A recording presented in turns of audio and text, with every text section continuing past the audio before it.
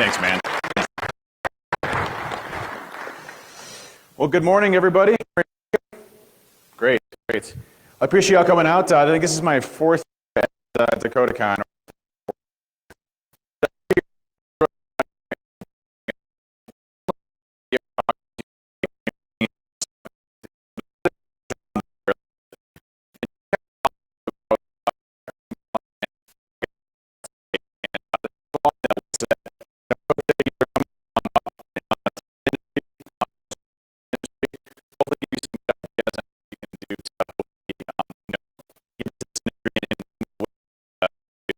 Before I start, I wanted to show, I don't know if you've seen the video yet, but we made a video today today's April 1st, right?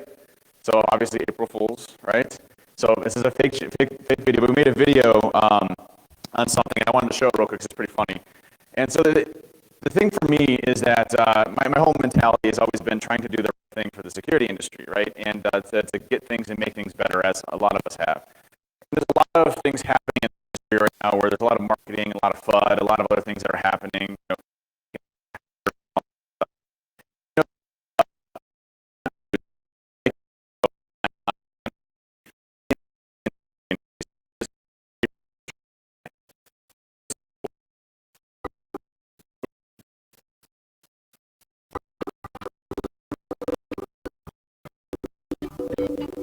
At Trusted Sec, we have created the #1 product out there that we have right now. We call it the hacker vaccine. This technology has been the past 2 years.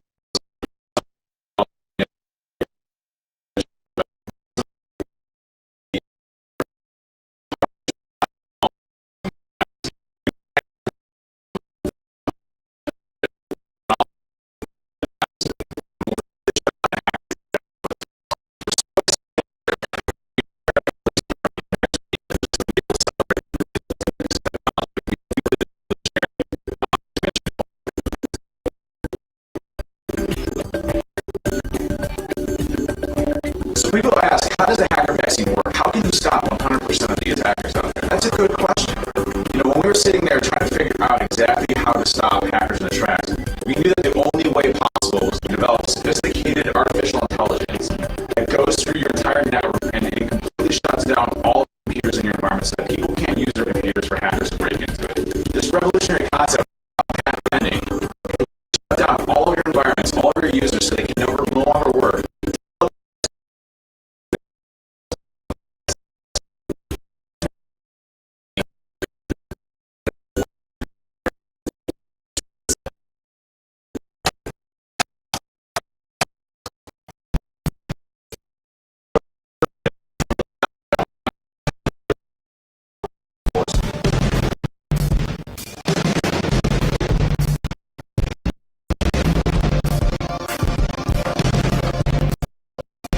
What's great about Enforcer is not only does it track the attackers where they came, to get techniques.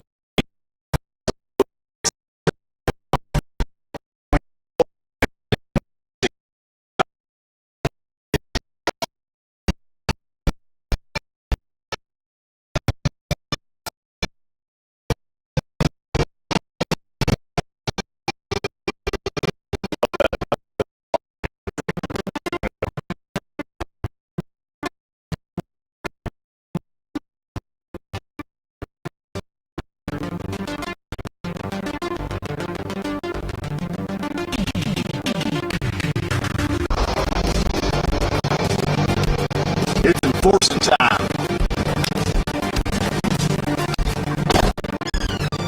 Our enforcer module literally sends somebody to somebody's house, beats them up, and make sure that they don't ever do it again.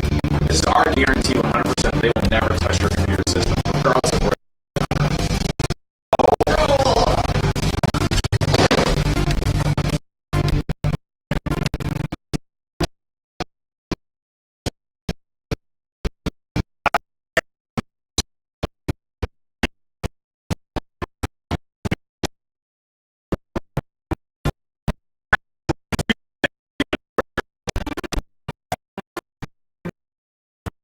So if you're interested in the hacker vaccine, we're starting our prices at $3,000.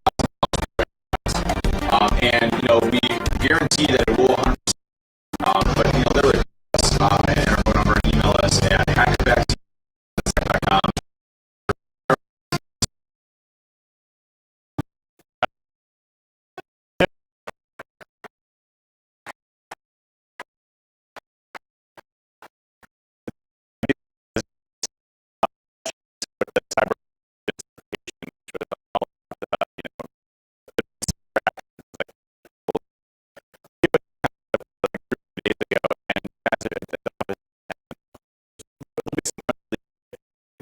Post. We had some funny things with it, but it's fun to kind of poke fun at some of the things in the industry.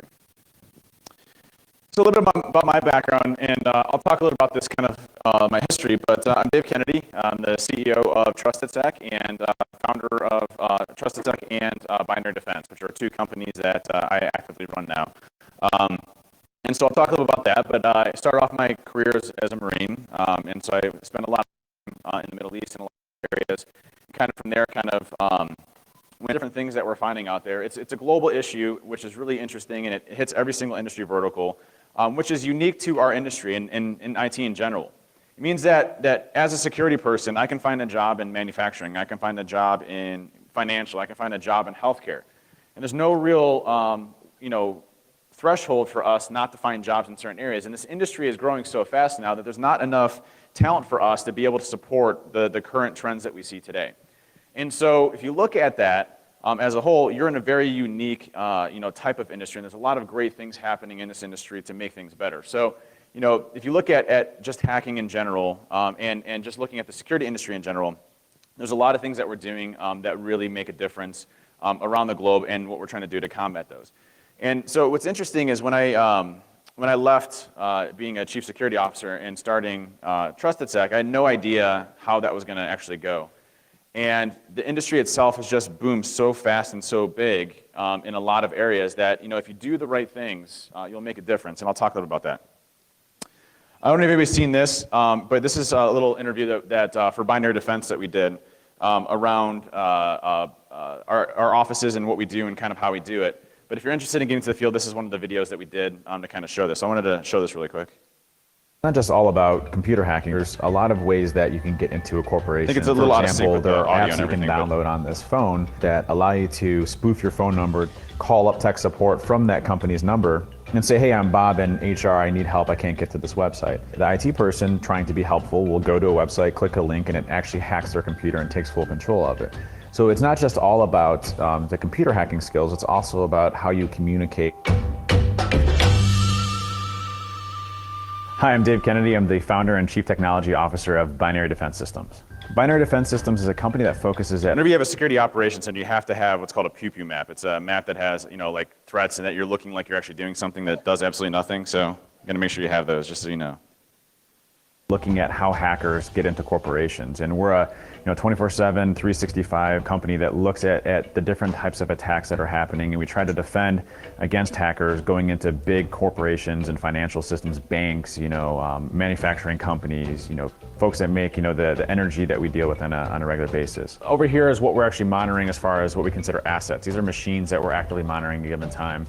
And what happens here is we're actually tracking different groups and threats throughout the world. So you can actually see over this diagram the different attackers that we are actively monitoring at a given time. Yeah, so I'm an ethical hacker. My focus is making sure that companies understand what the risks are and how they can best defend against it.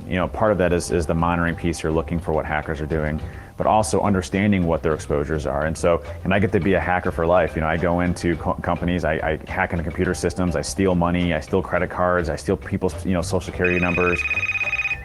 So, hacker for life, that's right. No, what's interesting is when I started off, I had no idea that there was going to be a security industry. And so, as a kid, when I was in high school, I was overweight, a non-popular kid that liked to play video games, and that was kind of my thing. And back in my time, I guess, and it's weird saying my time because I still feel like I'm young, but we didn't have really graphical games like we have today, right? We had these things called MUDs. They're called multi-user dimensions, and they were text-based games that you would literally type kill somebody, or bash somebody, or go north, and you actually type north, right? And so there's no mouse and stuff that you use to do all of this, right? You're actually typing all of this stuff, right? And so I started off with MUDs, and that's actually how I started to learn a little bit of programming. I started to build my own MUD and started to learn a little bit of C, C++, to actually build this MUD. And it was funny because I remember my dad, he would go to work every day at like 8:30. My bus would come and pick me up at like 8. So what I would do is I would hide in the woods from like 8 to like 8:30 until I see his car drive by, and then I'd go back in my house and play video games all day, right? And I'd skip school. And then, I didn't really excel very well at school, which was interesting. Oh yeah, role model. Sorry. I'll tell you a funny story about that in a second. But I never really enjoyed school because it didn't really focus on what I wanted to do as a person, which was more in the technology side. And it's funny because I literally almost failed out of high school. I got D's and F's and C's, and I had to take summer school just to graduate. And so what's funny is I got nominated and accepted for, I graduated from a school called Bedford High School. I got nominated and accepted into their Hall of Fame.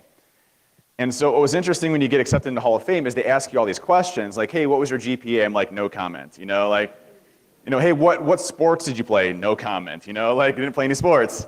What was your favorite thing at school? I didn't really go to school, so I don't know, what do you put, right?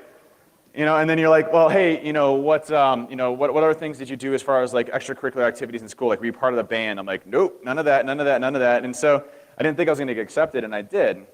But it goes to show you that, school is one thing, and you definitely should be focusing on it. But focus on your interests and what you enjoy to do. And afterwards, I went through college and finished everything else. But the beginning for me was a bit rough because I didn't really know what I wanted to do. I just wanted to do technology. I just wanted to do something in IT. I didn't know what that was. And I enjoyed the hacking stuff. I remember I was trying to find some source code for a MUD on IRC from a while. And some guy gave me an EXE, and I downloaded it, installed it, and it was a sub-7 Trojan. And that was the first time I ever got hacked on my Windows 98 machine or whatever. So all these things that you start to learn as a kid kind of growing up and sort of look at that field. And so then I decided to join the military. And it was interesting. My story about going into the Marines was weird because I knew I just didn't like school. Like, I didn't want to go to college, and that wasn't for me. But getting into a job or whatever, I didn't know what that meant. So I'm like, well, I'll just go and join the military and see what happens from there. And I literally was about to sign on the dotted line to join the Army. And so I'm in the recruiting station to go and join the Army. And the Army recruiters are just complaining about how they hate their day-to-day job and all this other stuff. I mean, it's not a rag on the Army, it's just the individual recruiters that were there with me, and they're just kind of like, hey, man, this really sucks, and blah, blah, blah. I'm like, yeah, why would I want to sign up for this? And so I'm like thinking, second-guessing myself on whether or not I even want to join the military. And I see these 3 Marines, walking in with like their dress blues, and they're all like, ripped and everything, and I'm, an overweight kid and all this other stuff. And I start walking through, I'm like, wow, I want to be those guys, right? And so I went and I joined the Marines and started and shipped out to boot camp and all that good stuff.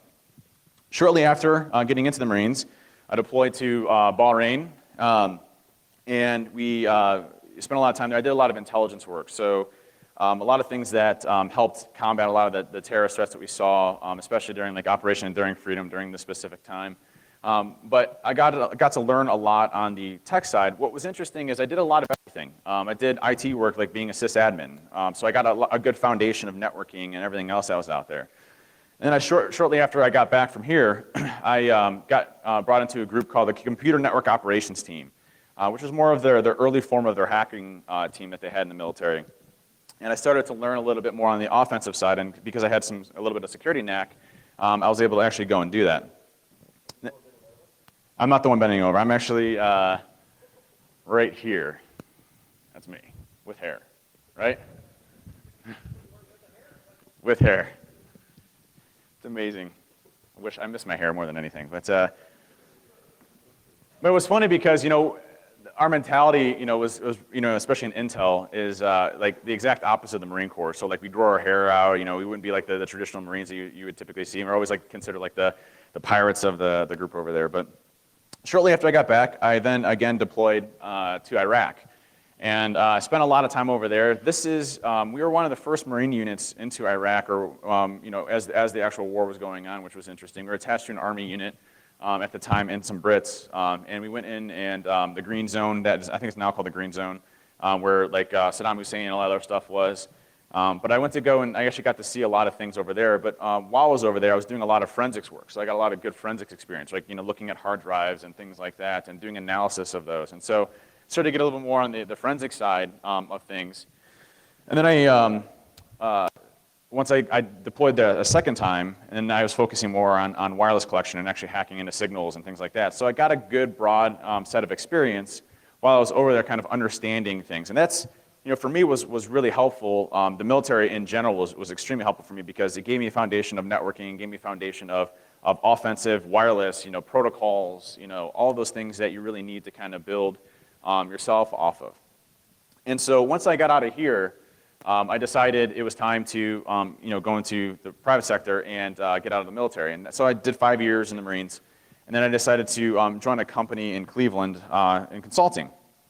And consulting is an interesting one because it really burns you out very quickly, but you learn an insane amount of information.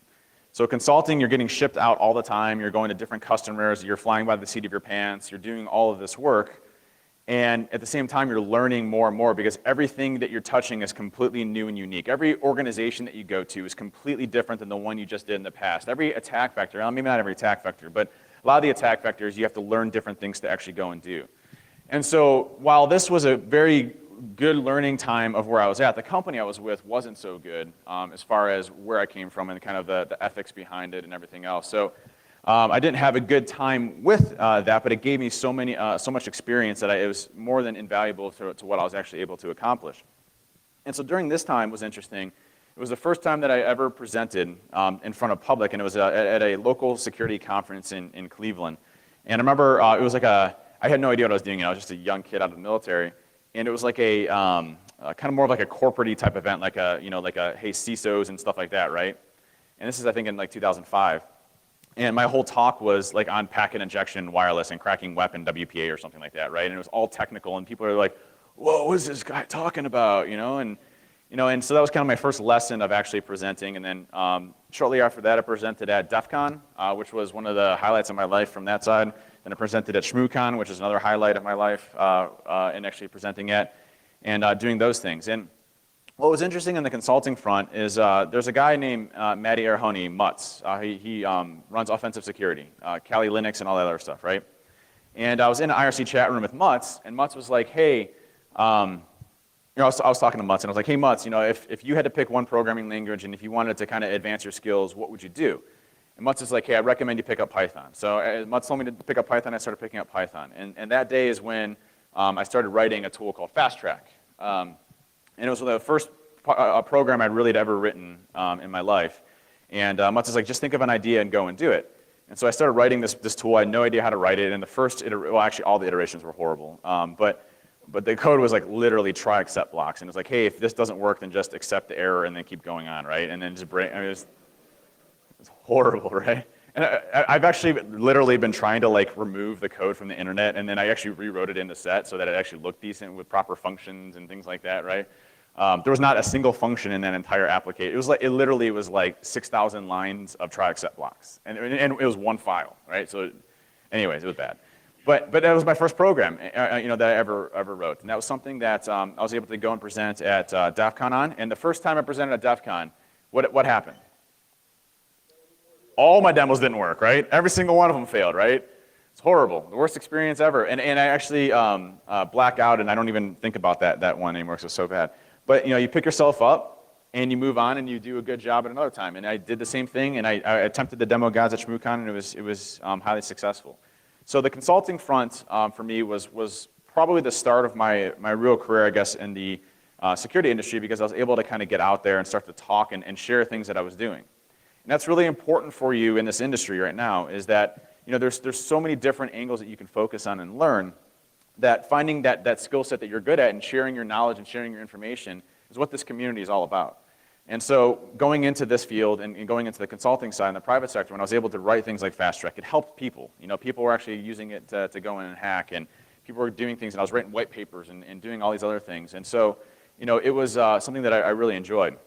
Now, as part of this phase for me, when I started doing consulting, is I networked with a lot of people. I became good friends with a lot of folks.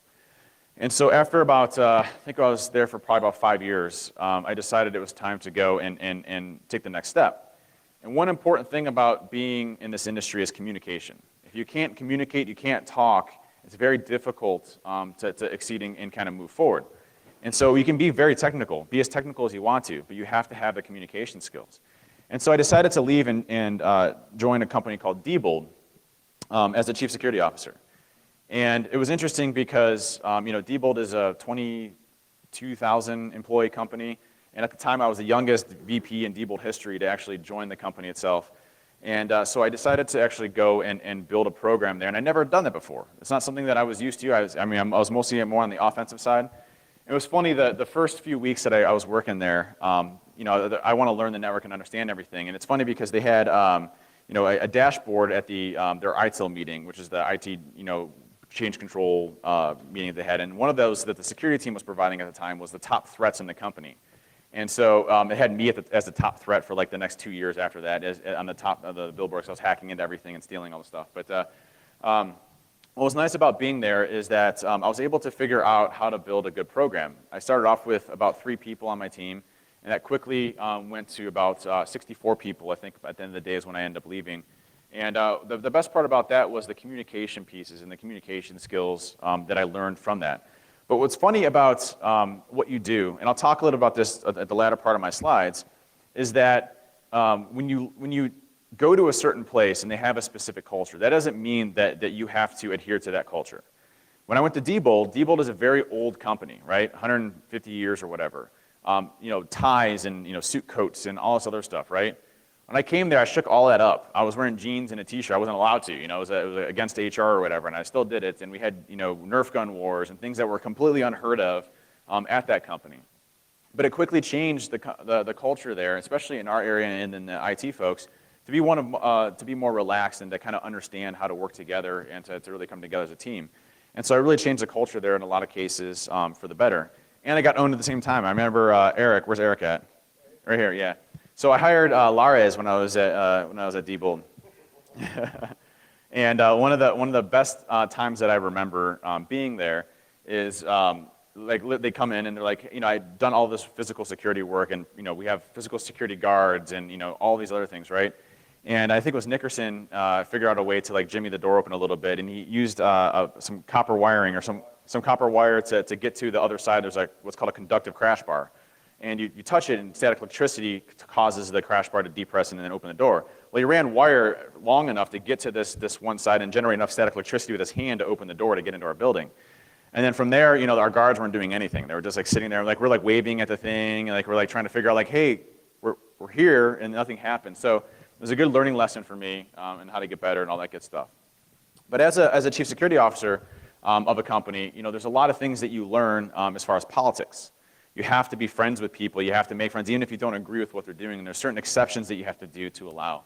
And what was interesting is that I got very lucky because the CEO of the company, Tom at the time, was extremely awesome at understanding that we had a lot of risks and things that we were doing. So I really enjoyed that.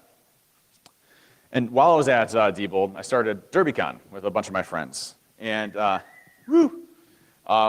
DerbyCon was really, the story behind DerbyCon is kind of interesting. We all, Adrian Crenshaw, Iron Geek, he decided that he wanted to hold a little free get-together for folks to learn Metasploit.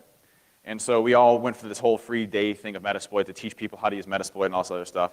And we're hoping to get 20 people. And we ended up getting 150 just for this thing. We had nowhere to go, so we had to go to a bigger venue, and it was all free and for the community and all that good stuff. And so after this whole thing happened, Martin Boss, Adrian, myself, another guy named Alex Ka, and a few of my friends, we were all sitting down at a pizzeria, and we're like, hey, we should start a conference here in Kentucky. It'd be awesome. It'd be fun. And so that's kind of how the idea of DerbyCon was born. I remember when we were going through all the finances, I've taken a lot of risks in my life that luckily have worked out, and there's been some that haven't. But I literally would have been completely financially crippled if DerbyCon didn't work out. And so I basically took out a second mortgage on my house at the time because I was still pretty young in my career. And I'm like, we're not trying to make any money off of DerbyCon, though all the money that goes into DerbyCon goes into the next year. But if no one showed up, basically I would have been really hurting for financials at that point in time. And so the first year we needed 300 people to break even. And so I pulled out all the stops. I called all my friends up. I'm like, listen, hey, can you guys come to this conference and really make it a big thing? Because we want to create more of a family-centric type of conference. And so we started DerbyCon, and we got 1,100 people the first year. And so I obviously did a very good job when it came to that. And so it was really awesome to kind of see. And this is actually me from the first year. A little bit bigger Dave than what I was before in the past. And I think I had a little bit, and actually I didn't really have much more hair there either. But anyways, that was the first year at DerbyCon. And since then, it's kind of neat to kind of see where everything has gone and the people that you change. Of course, Jason in the background, look at the weird stare. But it's been interesting to see how that's kind of grown and kind of come through and the different things that you're able to do with that. Now, one thing I'll say is that the media stuff has been interesting, and I'm going to show a little video here about one that was on CNN recently. But when you go in front of people like DerbyCon, or you go and you talk in front of presentations, or you're talking to a board of directors, they're still people. And you have to remember that you're talking to people that may not understand what you're doing. And so the biggest thing for me that I've learned is that communication piece. So I'm going to show you, this is a thing that we did at CNN. And it's a good segment because it'll show you a little bit, and I'll start talking a little bit about social engineering here in a second, but just a little bit about this one. What do you think of when I say the word hacker? Some creepy dude in a basement? Well, that's a misconception. What if I told you there's a class of hackers who don't just have social skills, they have more social intelligence than anyone you'll ever meet? I disagree with that, by the way. I don't have, I did not put that line in there, and I definitely don't have more social intelligence than everybody else out there. So.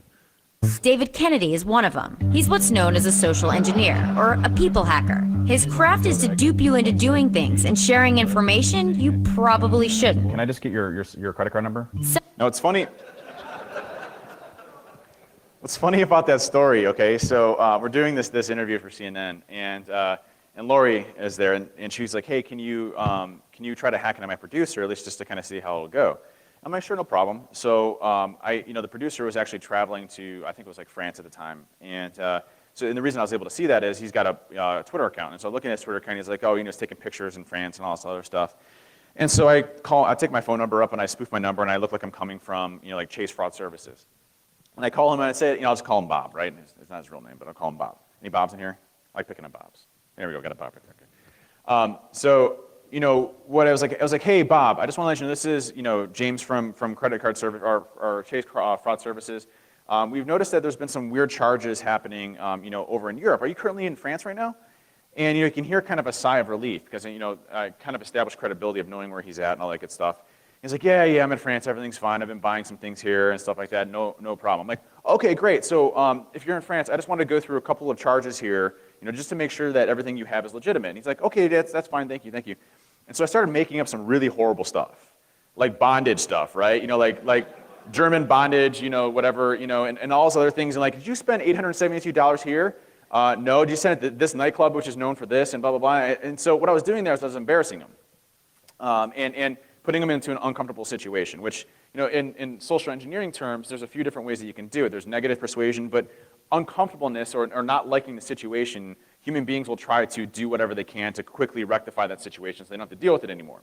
So I was embarrassing him, and obviously he was in a public place. He's probably there with some people, so he didn't want to repeat. I'm like, so can you repeat, what I just said, the name of the place, and that you say is fraudulent, so I can get it verified. It's a horrible name, right? And he doesn't feel comfortable with that. And so I start talking. I'm like, okay, well, I just need to verify a couple things. Like, first, I got your date of birth. Finding somebody's date of birth is super easy. And I'm like, so let me find your date of, and here's your date of birth. Can you give me your social security number? He's like, yep, blah, blah, blah, blah, blah. I'm like, can you give me your full credit card number for the account just so I can verify? Blah, blah, blah, blah, blah, blah, blah, right? And so then I was able to get personal pieces of information from him very quickly, not knowing anything that was happening. So when you heard, can I get your credit card number, that was that.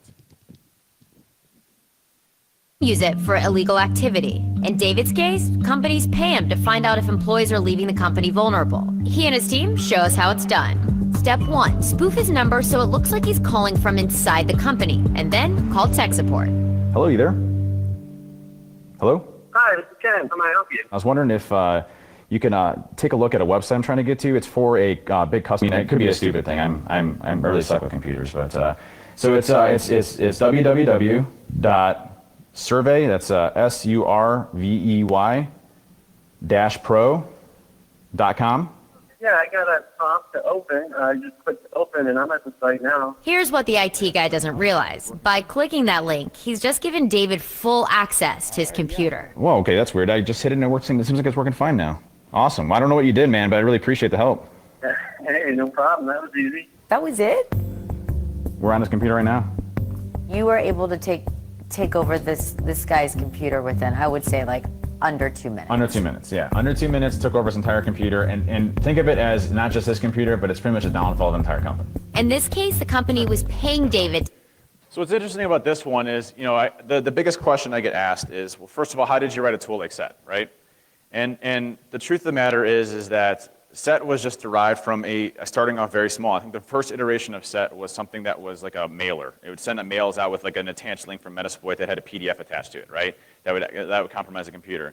And then you start adding a little bit more, right? I added the Java applet attack very quickly after that, and then I added a few other things, and it just started to gradually take hold. And SET wasn't popular at first. It wasn't a tool that anybody knew about, but as I added more and more features and kept, having fun with it, it came out. Now, one of the things that people say is, well, how do you get into social engineering? How's that something you do? And that's just with practice. It's just human nature. And just talking to people and actually understanding how they relate and how you would react to certain situations. A lot of times before I do a social engineering campaign, I'll actually pretend and with my wife to get some perspective to say, hey, would you believe this or would you fall for this as a person? And so I get some good perspectives from the outside or different folks before I actually go and do something. But in this case, if you're not, when I was calling the help desk, right, I knew that there's certain things that the help desk would challenge me on, right? Like if I ask, hey, can you reset my password? They're going to challenge me on that. I need to know certain things of information. I need to know, hey, maybe my last four of my social or an employee ID or something I'm not going to probably have right off the bat. And I can do things like probing that to find out what those are ahead of time and hopefully getting that information through open source intelligence or whatnot. But in this case, I was asking something that was so trivial that it didn't require any type of verification. And so, as being somebody that focuses and communicates to people or talks to people, you have to realize that when you're going into these types of situations. When you're going in and you're doing a physical pen test and you're doing it in the daytime, you're going through normal employees, you just don't need to look suspicious. You can pretty much walk into any building you want to and do whatever you want to. But if you're walking in and you're like, people are going to be like, what are you doing here, right? Can I see your ID, right? If you walk in, you're part of the process, you're on the phone, especially what I do a lot of times is I'll dress up in an important suit or whatever, so I look like I'm an executive or something, right? And then I'll be on my cell phone, I'll look like I'm important and walking through and talking, and so people won't bother you as you're walking through. Just human nature. I mean, do you want to interrupt somebody that's on the phone and say, sir, especially if he's someone of authority based on our culture, hey, sir, can you stop here? Are you supposed to be here? They don't typically do that. So the situations you create are all based on human behavior and everything else. But that's been fun to learn, and DerbyCon was definitely part of that. Now, coming from a chief security officer's role, and I was doing very well in that position, right? I had a great team. I had a lot of success. The program was doing really well. I was the youngest vice president in Diebold history. And I remember going home one day to my wife, and I had just brand new twins at this time. And so I had, at the time, it was probably, 2 maybe, and then I had brand new baby twins, okay? So I had 3 kids. And I go to my wife, after having a great job and everything's wonderful, and I have perfect job security. I don't have to worry about my job or anything else. Everything's perfect in my life, right? And I go to Erin and I sit down at the table. I'm like, hey, I want to leave Diebold and I want to start my own company. And she looks at me and it's just, it's like one of those perplexed, you're crazy, what's going on, and is he serious, right? Is this April, right? And, what was interesting about that is, when we started talking about it, it's what I knew I wanted to do. I wanted to start my own company. I wanted to, figure out what that meant to do because it was kind of my next journey in life. And I've always been the type of person that trusts my gut. And I know that sounds like a horrible way of making decisions, but if you know it's the right thing for you to do, then why are you holding yourself back and not doing it? And so for me, I was like, I'm happy here. It's great. I don't know what this means to go and run my own business, but I'm going to go and do it and figure it out. And I didn't know if it was going to be successful. I didn't know if I was going to be finding a new job later on. And so I literally left a perfectly great job and made the jump and started my own company. And so the first company was Trusted Tech.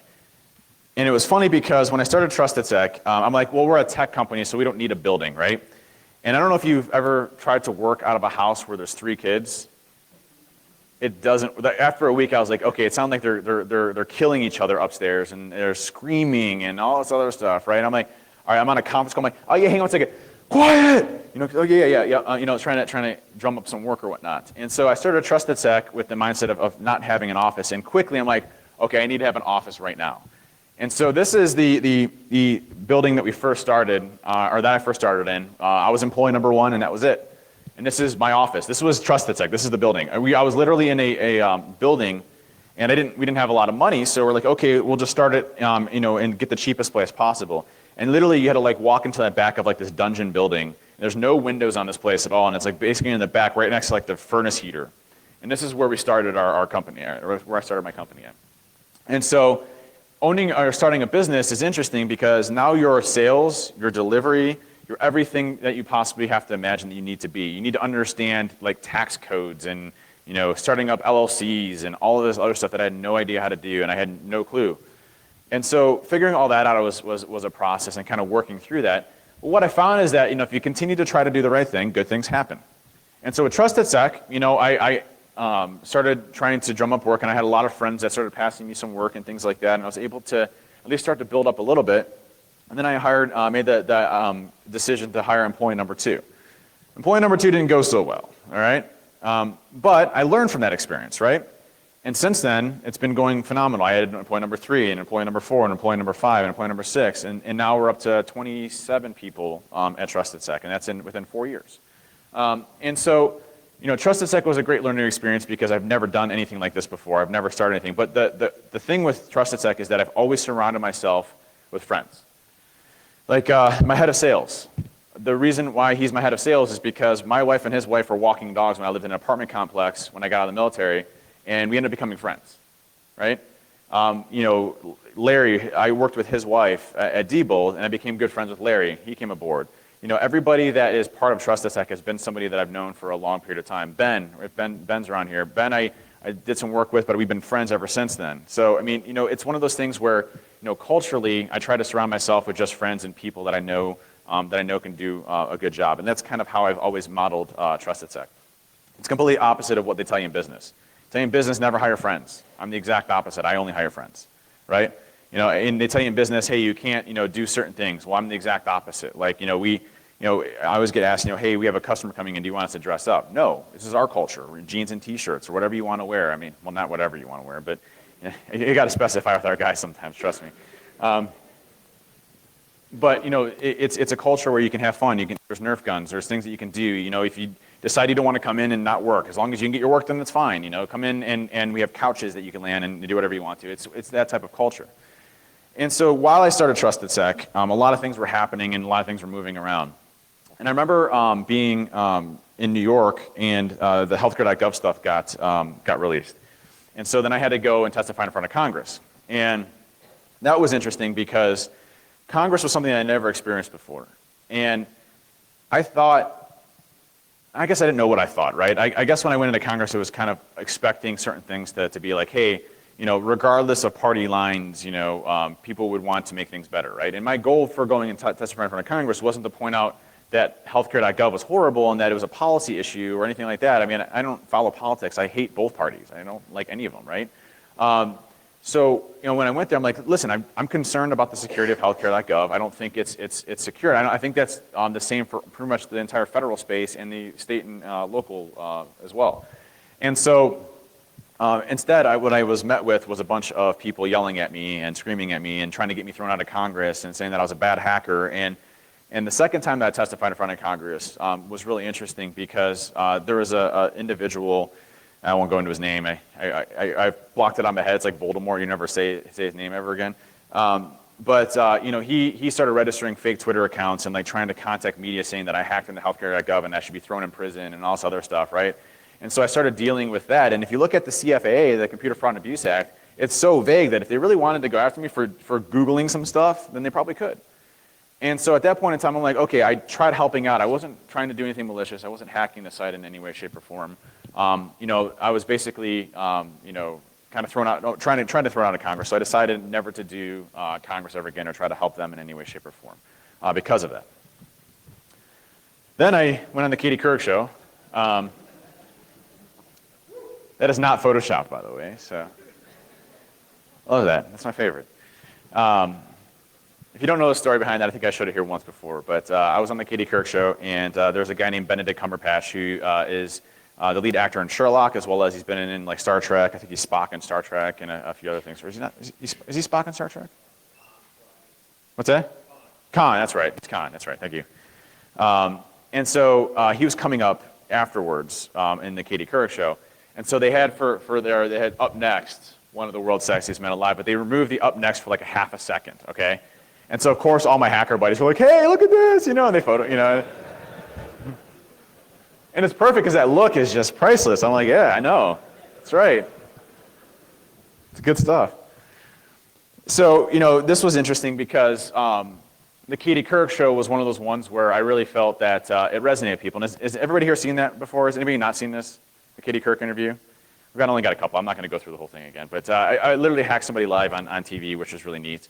And it kind of resonated because it showed you know, what hackers could do, and it was kind of a cool thing within that. And what was interesting with TrustedSec, to go back to real quick, when I started TrustedSec, I had a plan, which is really weird for me because I don't usually plan things out. But I wanted to start a defensive company too, because I figured, hey, I'm good at hacking, maybe I can help on the defensive side as well. And so I knew that building something like an MSSP or a 24/7 SOC or things like that required a lot of investment and a lot of money, and I didn't want to go the venture capital route. And that's one thing that I will say, that this industry is really messed up in a lot of ways, okay? There's a lot of things happening out there where there's money being thrown out. I think there's something like was it 376 startups a month in security around venture capitalists just putting money to see what sticks. And so you have a lot of these companies now that the route that you go to is the Silicon Valley route, which is like, hey, I have an idea, and in order for me to make this idea, I need to go get funding. And then people give you money for your idea, and you can hire developers, and you can go make all this stuff. And then you get what's called Series A, B, C, whatever funding, and to get different pieces of money coming in so that hopefully you can become a profitable company. But what you do is you lose control over that company the first time you do that.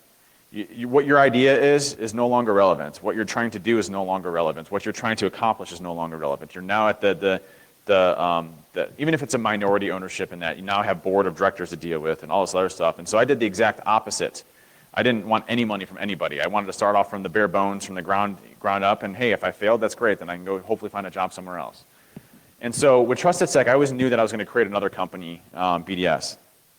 And so about 3 years into TrustedSec, I started Binary Defense Systems. And I started that from the mindset of trying to develop things and make things better and to try to be more defensive with different things that are happening out there. And so it was one of those things that I've been really happy with. And you know, now we're working, we have a whole development team. We have, I think BDS is larger than TrustedSec now, which is it's crazy because it's only been up for 2 years. And so, you know, it's one of those things where, you know, you can make a difference, you can build it out, and you can do it yourself, coming from nothing. So for me, I don't know what's to come.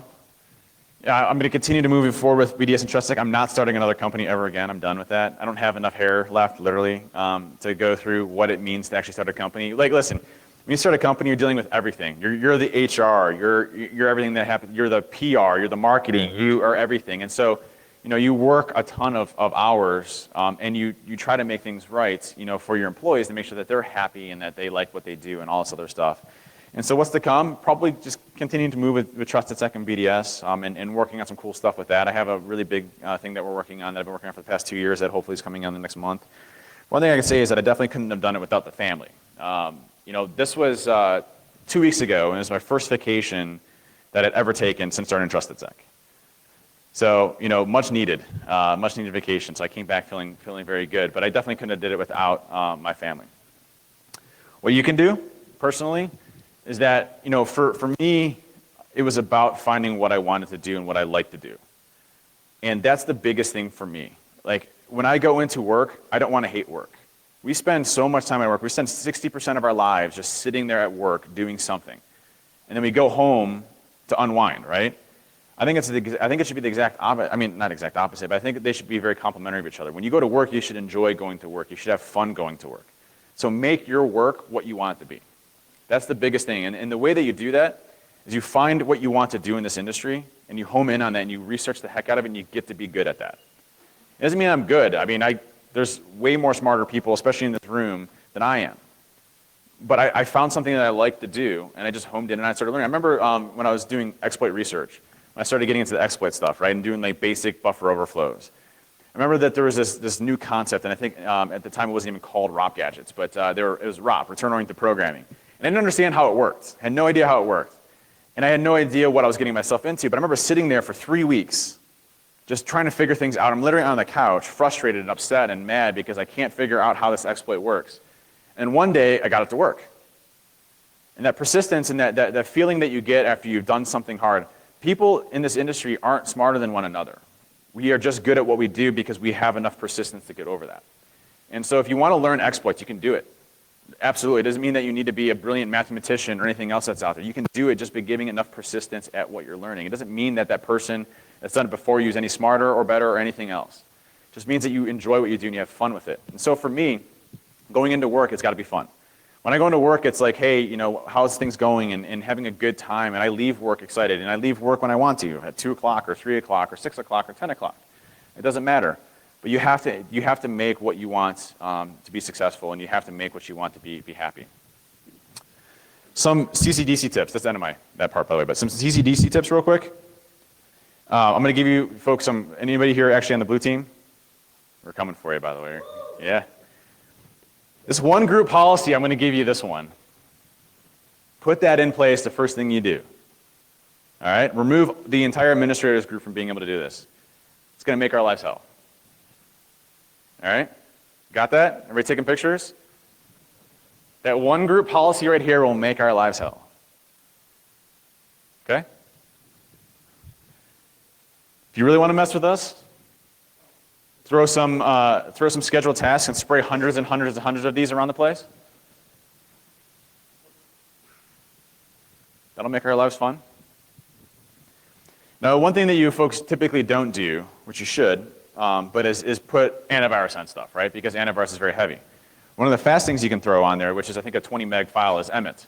Put it in its max security mode, download it, it's Microsoft based, download it, just use the recommended settings, put it in max mode, make sure def ASLR and everything else is out, and then up it, okay? That'll make it a little bit harder for us to get things like MS0867 to actually go and run. And put it on all your processes, by the way. Don't just do like the ones, like right click and put it on every process. Put it on things and I guess the positivity of things. There's 2 great books that I recommend. The first one's called Originals. And this is a relatively new book, and it's basically a study of folks that have been successful in business or have changed the world for the better, okay? And they interview these folks like Steve Jobs and other people in different areas, and they look at what it took for them to change, you know, the culture or change, you know, what was considered normal and go a different route. And what was interesting is that there's certain people that were very good and successful, but they had so many catastrophic failures. Like Steve Jobs is a great example of a lot of catastrophic failures. Especially even as he was super successful in Apple, you get a certain type of, I guess, prowess that you're a very good business person, right? But Steve Jobs was very good at technology. He wasn't very good at everything else. And so there was a person that was trying to get some advice from Steve Jobs about a new medical breakthrough that was coming on. This medical breakthrough, Steve Jobs said, was going to revolutionize the medical field, and it was going to be the biggest company in the world within 5 years, and all of these other things, right? And Steve Jobs was going to give him like $100 million for 10% of the company when it was just a concept. And what was interesting is that last year, this medical company was the biggest tech flop in our century, right? It bombed out. It didn't have any change. It didn't work. All these other things, and so Steve Jobs wasn't very right on that one. And the reason is because Steve thought he was good at business. He understood other areas of expertise, and he didn't understand the medical field.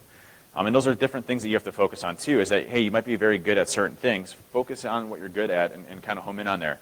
This is a great book of kind of the success and just taking a positive influence. One of the ones I think was in here as well was Elon Musk from Tesla and SpaceX and everything else. One of the things that was interesting with him is that he wakes up every morning with a positive outlook.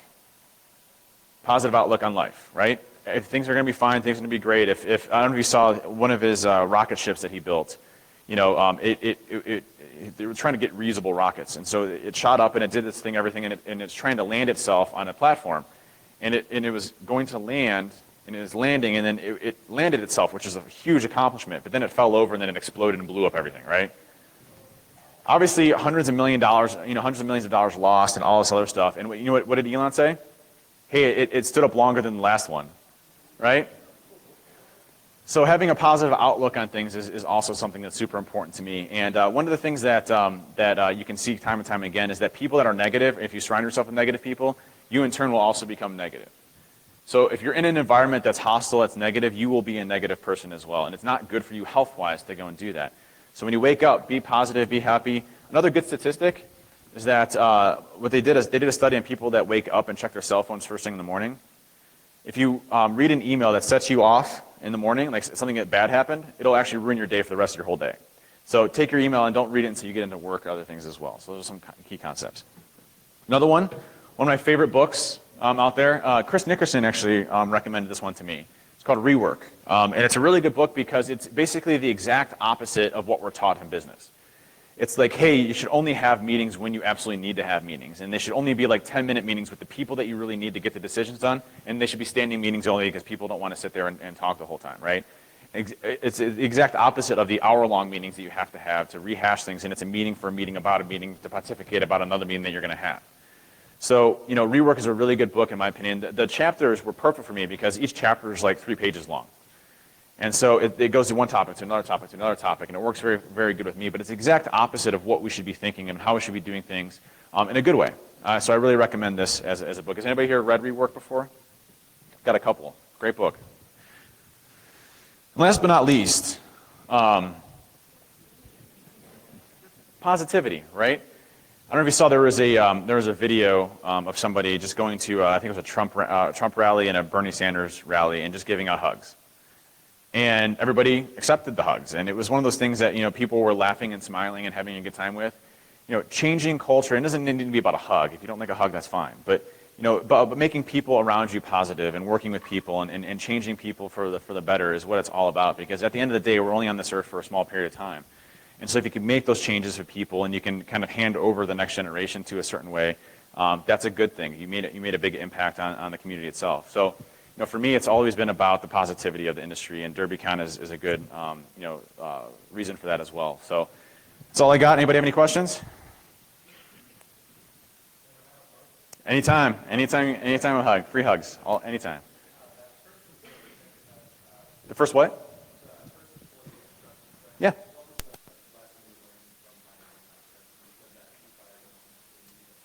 Yeah, so interesting enough, that's a good question. So what was the lessons I learned from the second employee? So what happened, and just to give a perspective, Trusted Tech has been in business for 5 years, okay? And in those 5 years, we've had 2 people leave. One was for personal reasons, and we're still great buddies. The other one had a greater opportunity. And that's one thing that I always tell my employees, like, listen, if you ever want to go, let me know and I will find you a better job. Like, you know, it's just one of those things where, like, you know, I try to help people in every way, shape, or form. So we've only had 2 people ever leave the company. When it comes to the one individual there, it was a personality problem, and more so, and I don't want to get into the specifics of it, but you know, the person was going through a lot at the time, and it wasn't good for either one of us. And one thing that I did is I didn't hire a friend. It was somebody that I really didn't know, and somebody that was kind of, you know, newer in the industry type of thing, and that's fine, that's great. Just, you know, the habits of not actually doing work or saying when you do something and not doing things, it didn't work out, unfortunately, during that time. That's the only person I've ever actually had to fire in my history, which is horrible. But yeah, good question. I don't know. I don't like firing people. We put them in different capacities. I don't like firing people. I like putting them in capacities where they can be successful. So, you know, if someone isn't working out, then I try to move them to a different place that they can be successful to work and be happy. Because, you know, it's not good for either anybody if they're not happy. So, any other questions? Nothing else? All right, well, thank you very much. Appreciate it.